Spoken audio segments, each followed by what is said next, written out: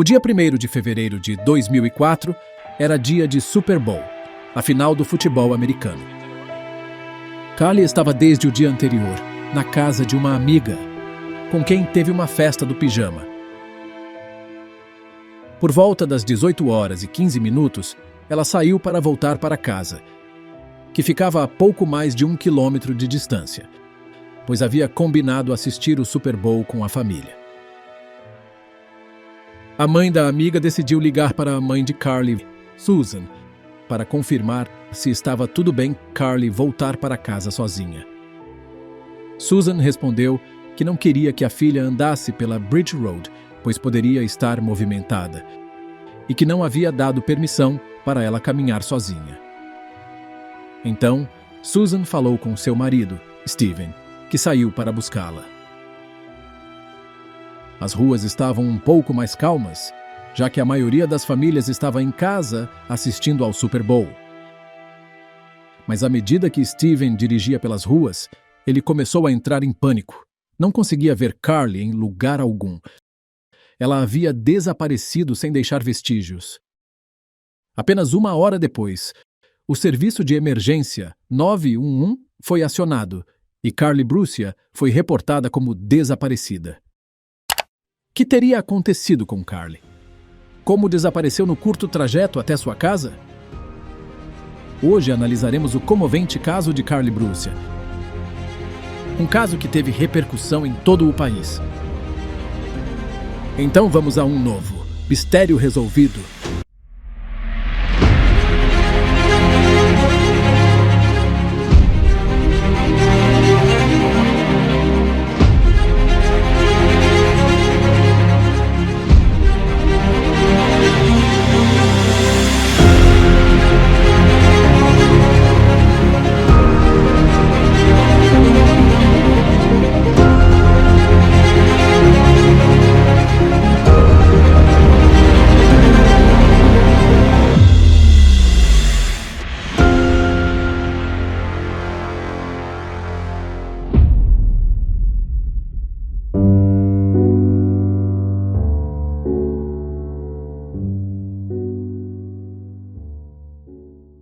O caso de hoje nos leva a Sarasota, no estado da Flórida. É uma cidade relativamente pequena, com pouco mais de 50 mil habitantes, mas pode ser considerada como pertencendo à região metropolitana da Baía de Tampa, com mais de 3 milhões de habitantes. Possui um aeroporto internacional e um importante museu privado, o Ringling Museum, com pinturas de Velázquez, Frans Hals, Tiziano, Rubens e Sebastian Bourdon. Um pavilhão anexo ao museu abriga o Teatro Asolo, construído em 1798 na Itália e desmontado em 1948 e reconstruído em Sarasota. Hoje atende apresentações de teatro e música. Era em Sarasota que Carly Jane Bruscia morava em 2004. Carly nasceu em 16 de março de 1992, em Long Island, Nova York. Filha de Joe e Susan Bruscia.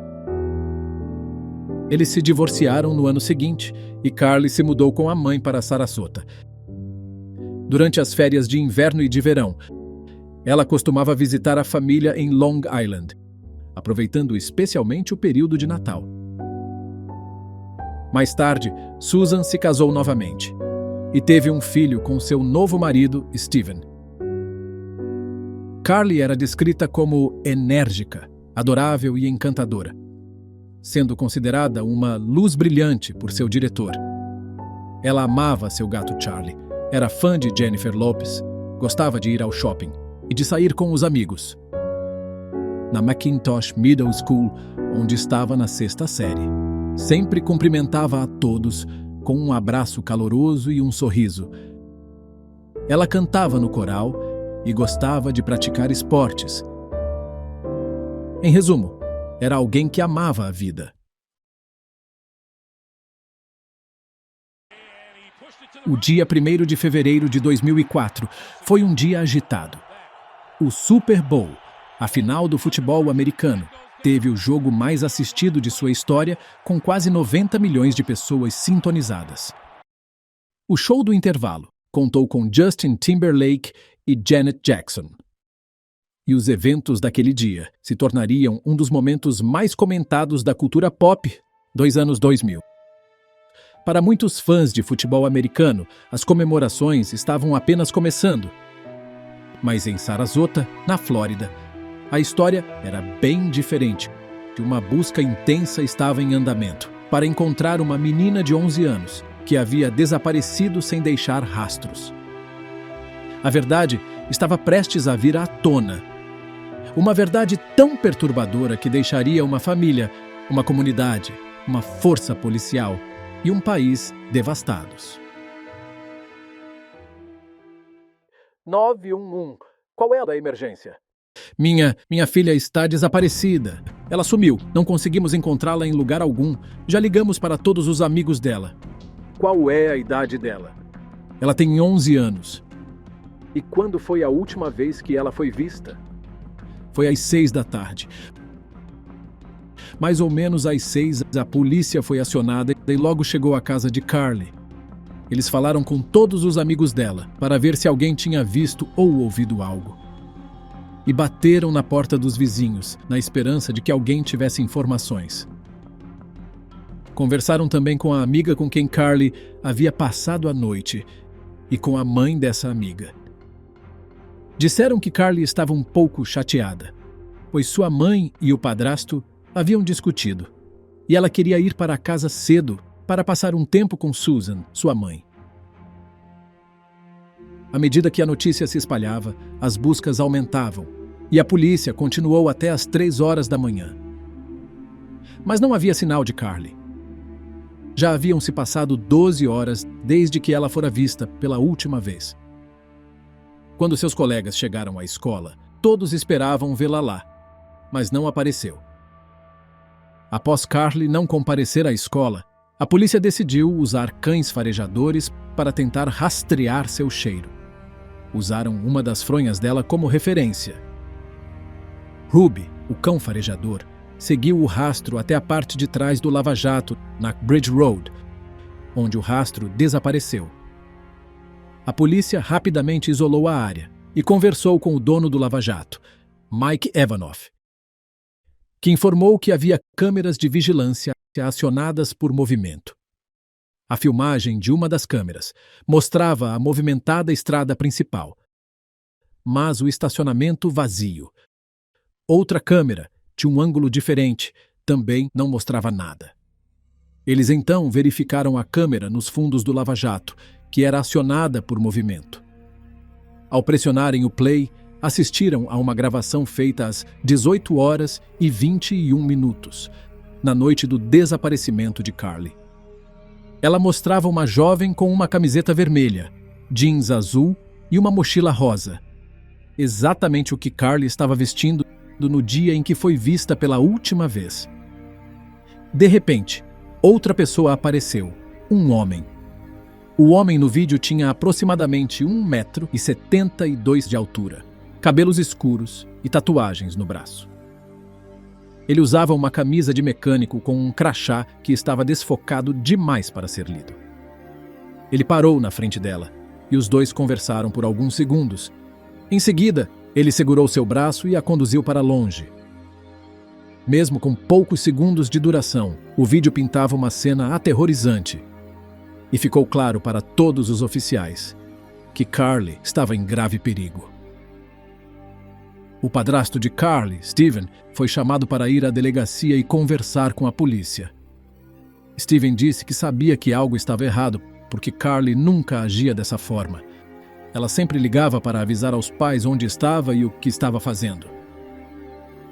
Com base nos registros telefônicos de Steven, ele foi imediatamente descartado como suspeito. No entanto, ele mencionou algo interessante. Enquanto dirigia pela Bridge Road, procurando Carly, ele avistou uma caminhonete vermelha que também estava circulando pela área e que havia entrado no lava-jato. Quando foi à casa da amiga de Carly, o mesmo local de onde ela havia saído, uma caminhonete vermelha estava estacionada na frente. Ele tinha certeza de que era a mesma que havia visto antes. O homem no vídeo estava vestindo uma camisa de mecânico, algo comum entre motoristas de guincho. O dono da caminhonete, um homem chamado Ron, morava na casa da amiga de Carly e estava lá na noite anterior.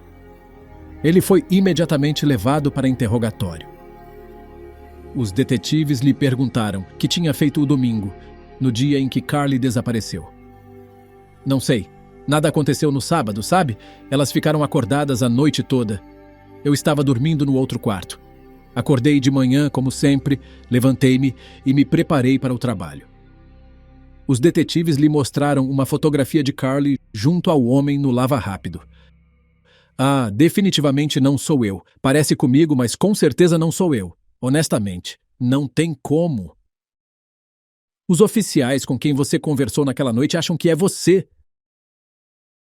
Não sou eu. Amplie, faça o que for necessário. Verifique onde eu estava. Estou disposto a colaborar com vocês de verdade. Não há chance de eu fazer algo assim. De verdade, não faria.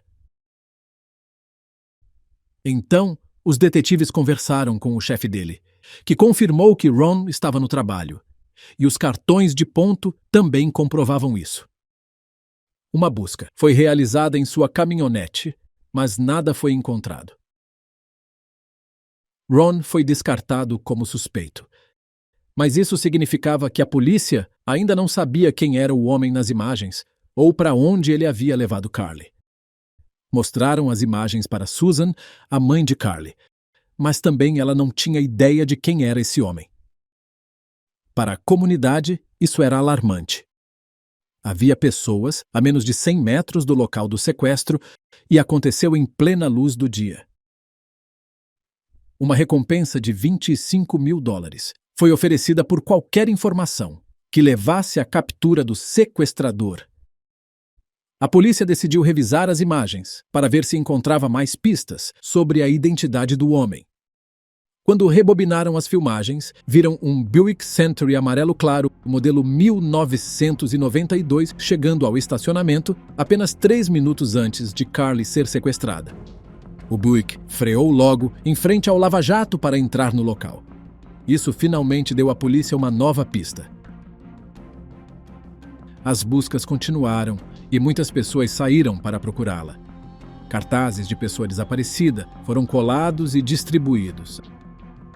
A comunidade estava determinada a não deixar nenhuma pista passar despercebida.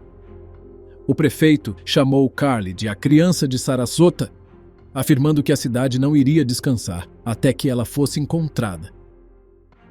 A mãe de Carly, Susan, fez um apelo emocionado em uma coletiva de imprensa. Eu quero falar com minha Carly. Eu te amo. Estou com este telefone ligado o tempo todo. Estou implorando, por favor, ajudem-me a trazer minha filha para casa. O pai dela acrescentou: Carly, se você pode ouvir isso, sua mãe está em casa esperando por você. Em 3 de fevereiro de 2004, já haviam se passado 2 dias desde o sequestro de Carly. Uma mulher estava assistindo às notícias e viu as imagens do lava-jato. Ela chamou o marido para assistir. E ambos concordaram. Eles conheciam o homem. Era um ex-colega de trabalho dela. Ela disse: eu trabalhei com ele na oficina, então sabia como ele se parecia. Os tênis, o corte de cabelo, a maneira de caminhar. Quando o vi alcançando a menina, sabia que era ele. Seu marido ligou para a polícia e forneceu o nome e o endereço do homem ao detetive Vincent River. O detetive River e outro policial foram até o endereço em um carro descaracterizado e encontraram mais 2 policiais no local. Um vizinho confirmou que havia alguém em casa. Então os policiais bateram na porta da frente e esperaram. Não houve resposta. Um dos oficiais ligou para um supervisor para obter orientações e descobriram que o homem em questão estava em liberdade condicional, com 2 violações anteriores da liberdade condicional, mas sem ter sido preso. Eles entraram em contato com a agente de condicional dele e pediram que ela fosse até a casa. Cerca de 45 minutos depois, uma mulher, irmã do suspeito, chegou à propriedade e concordou em trazê-lo. Então, lá estava ele. Joseph Peter Smith, 37 anos, pai de 3 filhas, originário do Brooklyn. Joseph Smith tinha uma longa lista de antecedentes e estava desempregado. Tinha pelo menos 13 prisões anteriores desde 1993 por posse de substâncias ilegais e fraude com medicamentos controlados. Ele passou 17 meses preso e apenas 8 dias após ser liberado, foi preso novamente por posse de substâncias e colocado em liberdade condicional por 3 anos. Ele também havia sido preso, acusado e posteriormente absolvido de sequestro e cárcere privado. Pouco antes desse dia, violara os termos de sua liberdade condicional, mas foi solto. A mulher que o identificou nas imagens não foi a primeira pessoa a fornecer o nome dele para os detetives. Das mais de 800 dicas recebidas, desde que as imagens do sequestro de Carly foram divulgadas, várias pessoas disseram acreditar que o homem era Joseph Smith. Ele tinha um Lincoln marrom, não o Buick Station Wagon, que foi visto andando pela Beach Road e freando em frente ao lava-jato para entrar. Enquanto os policiais tentavam encontrar o dono do Buick, 2 detetives conversavam com Joseph Smith. Os oficiais perguntaram a ele sobre o que ele tinha feito no dia do caso de Carly e se ele tinha estado no lava-jato. Ele negou ter estado no lava-jato. Um dos oficiais, então, pediu para olhar mais de perto suas tatuagens. Ele perguntou por que o estavam interrogando. Foi informado de que investigavam um sequestro. Joseph então viu uma fotografia das imagens de vigilância e disse: "Parece comigo, mas não sou eu." Joseph permitiu que os oficiais revistassem seu veículo e o quarto que alugava. Ele parecia calmo e cooperativo com os detetives. Na busca do quarto, nada foi encontrado que o ligasse a Carly, mas uma roupa de mecânico com uma etiqueta com o nome foi encontrada. Na busca do carro, foi achado material para uso de substâncias ilícitas e foi levado à prisão por violação da liberdade condicional. Enquanto o Lincoln marrom de Joseph era revistado, uma mulher chamada Naomi, dona da casa onde ele alugava um quarto, chegou dirigindo um Buick Station Wagon amarelo, semelhante ao visto nas imagens da câmera do lava-jato. Os policiais perguntaram a Naomi sobre o paradeiro de Joseph no dia em que Carly foi vista pela última vez. Ela disse que por volta das 18h30, Joseph estava ao telefone com sua ex-esposa, o que lhe dava um álibi. Parecia que estavam de volta ao ponto inicial e o tempo estava se esgotando para encontrar Carly. Porém, algumas horas depois, novas informações surgiram. O marido de Naomi, Jeff, chegou à delegacia dirigindo o Buick Station Wagon. Ele disse que Naomi não havia lembrado corretamente os horários e informou que por volta das 18h15, Joseph lhe pediu o carro emprestado. "Ei, posso usar seu carro?" disse ele. "Bem, vai lá, você só vai ficar 15 minutos, certo?" Mas não voltou naquele dia. Quando levantei às 6h30 da manhã, o carro não estava lá. Às 7h30 eu estava pronto para sair. E quem aparece? Joe. "Onde você esteve? Você está bem?" Era 7h30 da manhã de segunda-feira e ele estava bem arrumado, como se tivesse tido uma boa noite de sono. Parecia muito feliz, parecia ter tido uma noite maravilhosa. Era estranho, era só o jeito que ele agia. Eu percebi que algo estava diferente, sabe? Algo me dizia que havia algo errado, especialmente quando vi que o banco de trás tinha sido abaixado. Jeff deu o carro ao escritório do xerife para que realizassem testes e exames. Com as novas informações de Jeff, os paradeiros de Joe, de repente, não puderam ser explicados. E agora sabiam que ele estava dirigindo o Station Wagon naquela hora em que Carly desapareceu. Joseph foi informado dos seus direitos e ele pediu um advogado. Na noite de 4 de fevereiro, o irmão de Joseph, John, chegou ao departamento de polícia e foi entrevistado pelo FBI. Ele disse que ele e Joseph não estavam se dando bem e que na noite de 1º de fevereiro, o dia em que Carly foi sequestrada, ele recebeu uma ligação de Joseph por volta das 20 horas. John não falou com ele no dia seguinte. Ele e a namorada estavam assistindo à televisão quando no noticiário viram as imagens do caso de Carly. O rosto, o cabelo, o uniforme de mecânico. Ele reconheceu o homem na hora e sua namorada também o reconheceu, especialmente pela forma como ele andava. Desde que fez uma cirurgia nas costas, seu jeito de andar havia mudado. Mais tarde, naquela noite, por volta das 23 horas, Joseph apareceu na casa de John, aparentemente sob influência de alguma substância. John disse que se recusou a deixar seu irmão entrar, pois em várias ocasiões, Joseph havia olhado de forma inapropriada para a filha adolescente da sua namorada. Embora Joseph estivesse usando seu uniforme de mecânico como de costume, ele não estava usando seus tênis habituais, mas sim botas, algo que nunca usava. Tudo o que Joseph disse foi: "Você quer falar comigo sobre alguma coisa?" John respondeu que não e fechou a porta. No dia seguinte, quando Joseph chegou ao trabalho, ele estava agindo de forma estranha, lavando as mãos repetidamente, embora estivessem limpas. Ele também disse ao chefe que a qualquer momento poderia precisar sair do estado.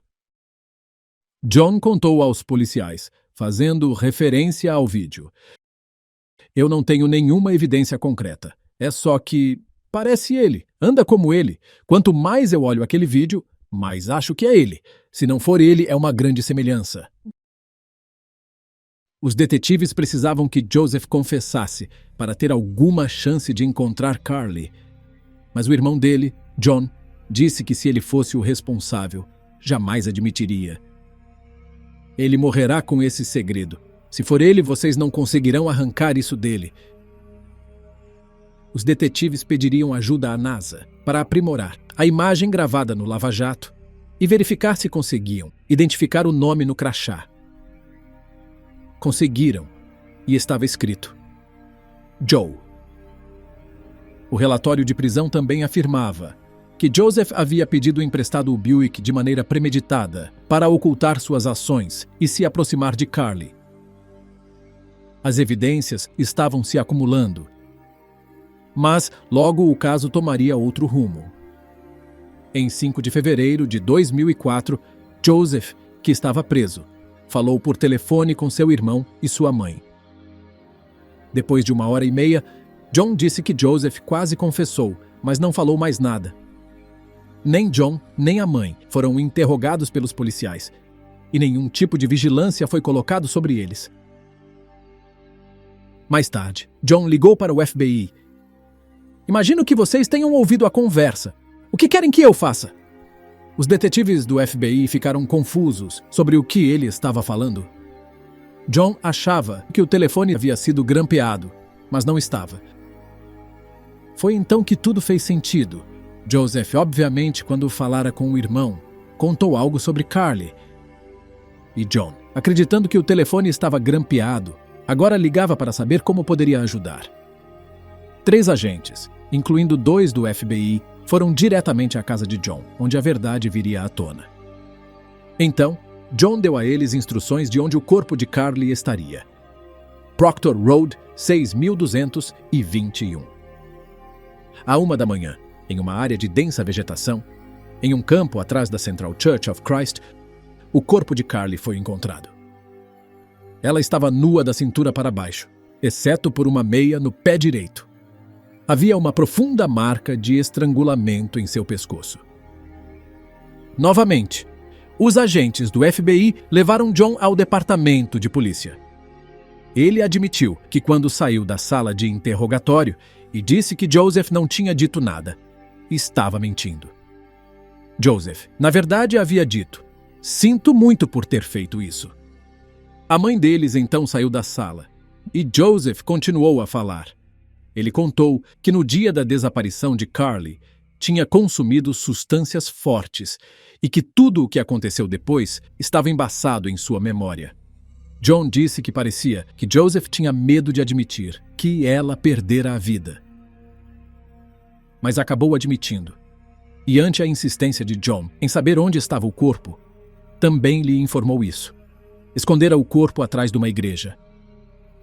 John e sua mãe foram até a igreja procurar, mas não encontraram nada. Então, John disse aos detetives onde estava o corpo e que não havia contado isso antes, porque não acreditava no que Joseph tinha dito.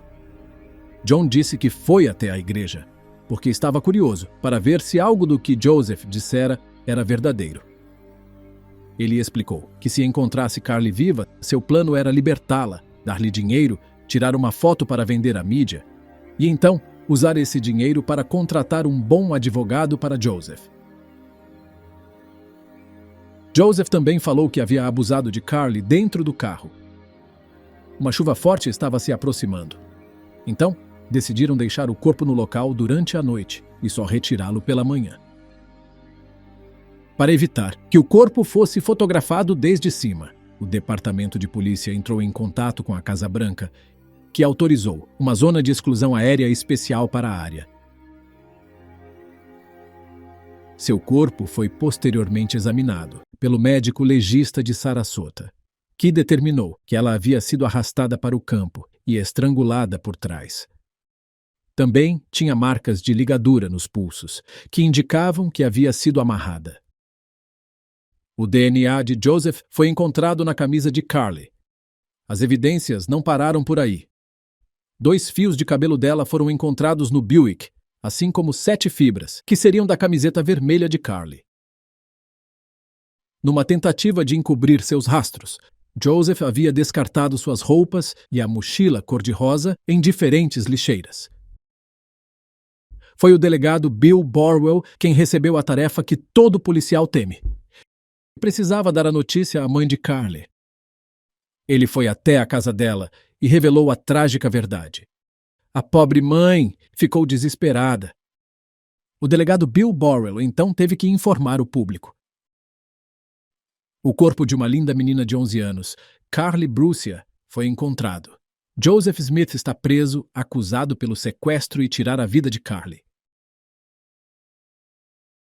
Amigos, familiares e membros da comunidade local que haviam se mobilizado para tentar encontrá-la reuniram-se na igreja para deixar flores e prestar suas homenagens, que após a notícia de que Carly perdera a vida, abriria as portas para a comunidade e ofereceria apoio psicológico aos afetados. O impacto do crime foi tão grande na cidade que os pais ficaram com medo até de deixar suas filhas irem na frente da casa. A comunidade realizou uma vigília em frente à casa de Carly, demonstrando como ela e a sua família eram amados e apoiados. "Nós amamos você, Carly", estava escrito em faixas e cartazes. Seu pai, Joe, agradeceu a todos que estiveram envolvidos. "Quero apenas agradecer a todas as pessoas ao meu lado por seus esforços para encontrar minha filha e a comunidade que foi tão envolvida. Só quero agradecer a todos por tudo o que fizeram." No dia 9 de fevereiro, Joseph conversou com sua mãe e o diálogo foi o seguinte: "Ah, Joe, a melhor coisa que você pode fazer é tentar explicar que foi um acidente." "Mas foi um acidente, mãe." "Eu sei disso, Joe." "Você acha que eu faria isso de propósito, mãe?" Não, eu não acho isso de jeito nenhum, Joe, de forma alguma. Eu te conheço melhor do que isso. Mas todos estão revoltados. A comunidade, a imprensa, o governador, o prefeito, você nem imagina." Em um serviço memorial para Carly, realizado no dia 10 de fevereiro, muitas pessoas compareceram, incluindo o delegado Bill Borwell. Para todos, aquele era o desfecho devastador que haviam esperado e orado para que não acontecesse. No dia 20 de fevereiro de 2004, Joseph Peter Smith foi acusado de sequestrar, abusar e tirar a vida propositadamente de Carly. Como o caso ocorreu na Flórida, ele poderia enfrentar a pena capital. O capitão Jeff Bell afirmou: "Agora estamos prontos para cumprir nossa obrigação e garantimos a vocês que ele pagará o preço máximo pelo que fez com ela." Enquanto aguardava o julgamento sob custódia, uma carta de Joseph para seu irmão foi interceptada. Ela havia sido escrita em código que mais tarde foi decifrado. A carta dizia: "Eu gostaria de ter algo interessante para dizer. Certo. A mochila e as roupas foram jogadas em 4 lixeiras diferentes. Deixei tudo exposto. Arrastei o corpo até o local onde foi encontrado. Destrua isso após decifrá-lo e fique em silêncio." Antes que o julgamento pudesse começar, a avó de Carly faleceu, e alguns disseram que ela foi de coração partido.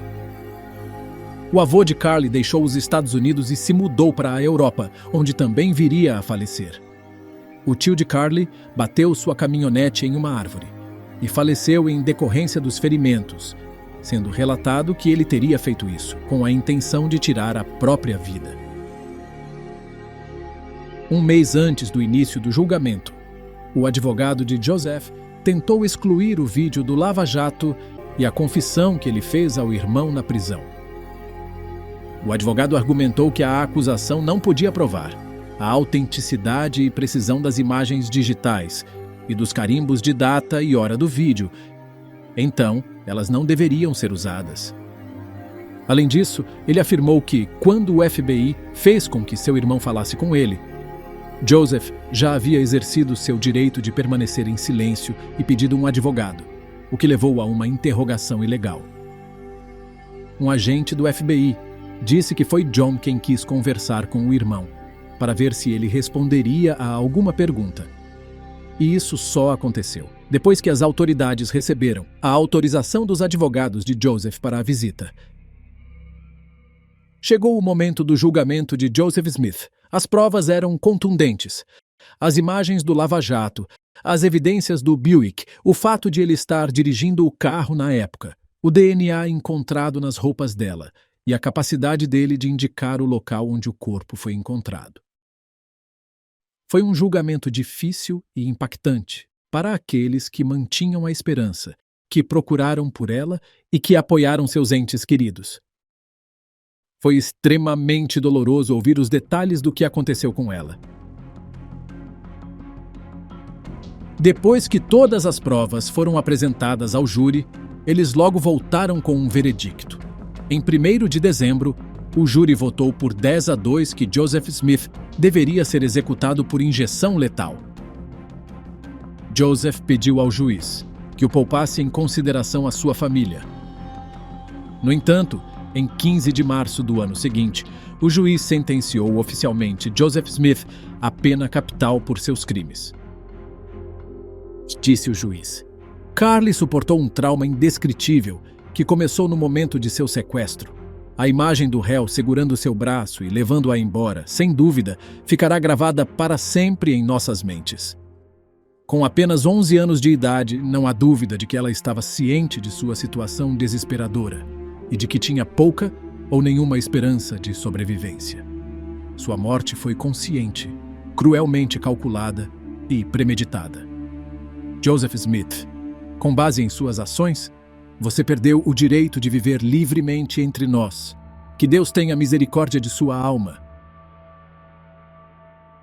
Após a decisão do júri, Joseph fez uma declaração, dizendo em parte: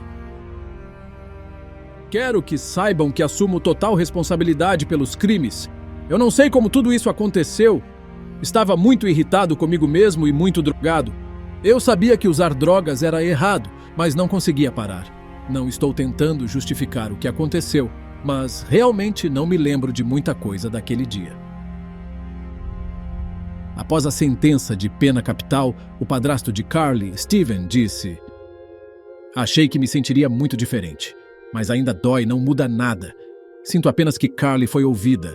Sua alma descansou. Agora é só uma questão de tempo, esperando para ver Joe Smith perder a vida." Depois de ser enviado ao corredor da morte, Joseph lançou várias apelações contra sua sentença. Nenhuma foi bem-sucedida até então, mas logo tudo mudaria. O réu foi considerado culpado pelo assassinato. Smith foi condenado à morte. No entanto, esta semana, um juiz do circuito ordenou um novo julgamento de sentença para ele, com base em uma recente decisão da Suprema Corte que exige unanimidade do júri para aplicar a pena capital. O pai de Carly, Joe Brucia, ficou furioso. Eu não sinto que isso tenha a ver com justiça ou com a lei. Eles parecem indiferentes às vítimas e suas famílias, como se pudessem fazer essas coisas sem afetar as pessoas. Mas isso afeta muito. Ele afirmou que Joseph não merece viver às custas dos contribuintes americanos. Joe Brucia e sua família estão escrevendo cartas pedindo que o governador e o procurador-geral intervenham. Façam o que é certo. Cumpram o que o estado da Flórida prometeu à minha família e a mim, que é executar Joseph Smith. Ele tirou a vida de minha filha. Em 2016, a Suprema Corte dos Estados Unidos declarou inconstitucional a lei da Flórida, que permitia a aplicação da pena capital sem um veredicto unânime do júri. Em 2018, a Suprema Corte da Flórida anulou a sentença de morte de Smith, mas ela foi restabelecida em 2020. Agora, quase um ano depois, a Suprema Corte da Flórida ordenou uma nova audiência para definir sua sentença. Um tribunal de circuito revisaria apenas a sentença de Smith, sem reconsiderar sua condenação. Joe, pai de Carly, criticou duramente o sistema de justiça. Me sinto muito decepcionado com o sistema, pois Joseph Smith estava em liberdade condicional quando pegou a minha filha. E ele deveria ter voltado para a prisão por 5 anos se violasse a condicional. E ele violou. Foi encontrado desmaiado em um estacionamento com um saco de cocaína. Em vez de aplicar a lei que prometeram, deram a ele uma liberdade condicional para infratores de drogas, o que é pura semântica. E é por isso que minha filha não está aqui hoje. Eles arrastaram isso de 2005 a 2021 e ainda continua sem uma conclusão. Tenho muito rancor e desprezo pelo sistema de justiça criminal. Depois de navegar na internet, Joe percebeu que não era o único pai a lamentar a perda de um filho que alguém em liberdade condicional lhe tirou a vida.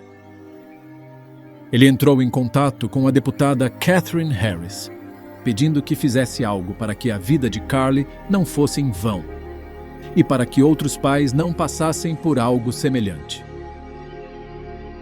Katherine Harris mais tarde apresentou um projeto de lei, conhecido como Lei de Carly. Em uma coletiva de imprensa, ela declarou: "Precisamos agir agora para proteger nossas crianças de criminosos reincidentes que aproveitam a segunda chance da sociedade para cometer mais atos de violência." O representante Nick Lampson, do Texas, co-patrocinador do projeto, afirmou: "Embora não possamos prevenir esses eventos, temos a obrigação de responder e ajudar a proteger nossas comunidades." A lei previa a reincorporação à custódia de condenados federais que cometessem alguns tipos de violações à lei.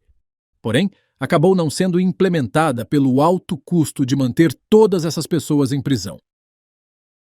O subchefe do Departamento de Polícia de Bradenton, Paul McQuaid, confirmou mais tarde que Joseph Smith agora também era suspeito em outro caso grave, o de Tara Riley, de 25 anos. Ele acrescentou que pretendia que os policiais conversassem com ele sobre isso, enquanto estivesse no corredor da morte. Em março de 2000, o corpo nu de Tara Riley foi encontrado em uma lagoa de retenção atrás de um Walmart na Flórida. Dicas surgiram, mas nada concreto. Ela havia sido vista discutindo no estacionamento com alguém e 2 anos após perder a vida, a polícia interrogou alguém que correspondia à descrição, mas não havia provas suficientes para acusá-lo. Logo, o caso dela foi arquivado e seus arquivos ficaram empoeirados, e a esperança de encontrar quem lhe tirou a vida foi desaparecendo à medida que os anos passavam. 6 anos depois, porém, em uma ligação gravada, seu nome voltou a surgir.